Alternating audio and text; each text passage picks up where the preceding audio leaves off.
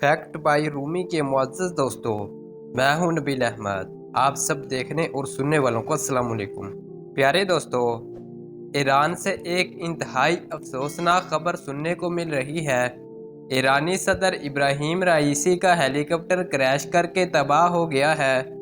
ये वाक़या दरअसल इस वक्त पेश आया जब इब्राहिम राइसी अज़रबैजान के सदर के साथ मिलकर कई माहदों पर दस्तखत करने के बाद डैम का इफ्तिताह करने यहाँ आए थे।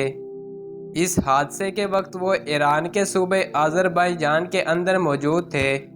ये टोटल 3 हेलीकॉप्टर थे, जिनमें से 2 आगे मौजूद थे और एक हेलीकॉप्टर पीछे था, जिसके अंदर ईरान के सदर इब्राहिम राइसी, ईरानी वज़ीर ख़ारजा, ईरान के सूबे अज़रबैजान के गवर्नर और कुछ बॉडीगार्ड भी इनके अंदर मौजूद थे।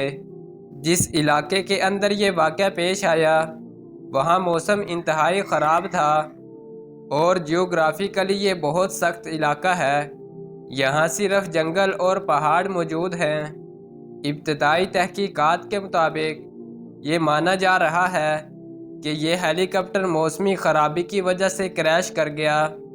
जब इस हेलीकॉप्टर की गुमशुदगी की खबर पूरी दुनिया में फैली तो तुर्की ने अपने ड्रोन इस तरफ रवाना किए और रेस्क्यू टीमें भेजीं। इसके अलावा रशिया की 47 के करीब रेस्क्यू टीमें यहां पहुंचीं। ईरान के कई हेलीकॉप्टर इस गुमशुदा हेलीकॉप्टर को तलाश करते रहे, लेकिन मौसम ख़राब होने की वजह से कोई खबर नहीं मिल पा रही थी। आखिरकार तुर्की के एक ड्रोन की मदद से क्रैश लैंडिंग की जगह को तलाश कर लिया गया। ईरान के सदर इब्राहिम राइसी की अचानक मौत के बाद बहुत से सवालात भी जन्म ले रहे हैं, जिसके मुताबिक इसराइली खुफिया एजेंसी मोसाद इस हादसे में मुलव्वस हो सकती है, क्योंकि इसराइल को सबसे ज़्यादा इनके वजूद से नफरत थी।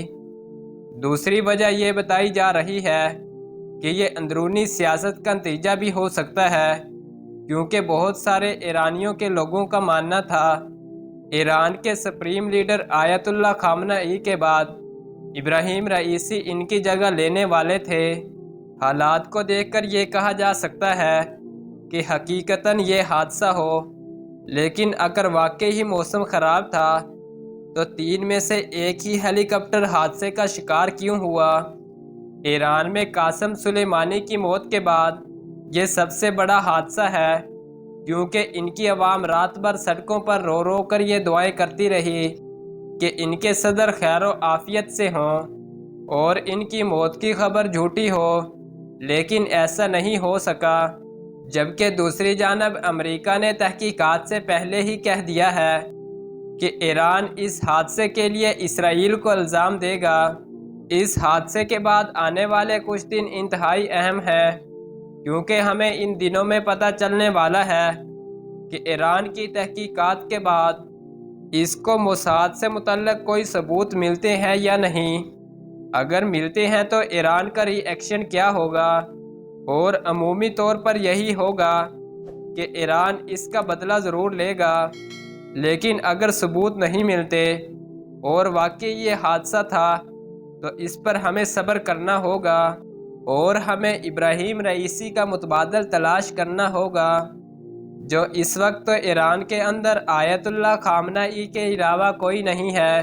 दोस्तों, अल्लाह ताला से दुआ है कि इन तमाम शुहदा की मग़फ़िरत फरमाए और जन्नत में आला मकाम नसीब करे। आमीन।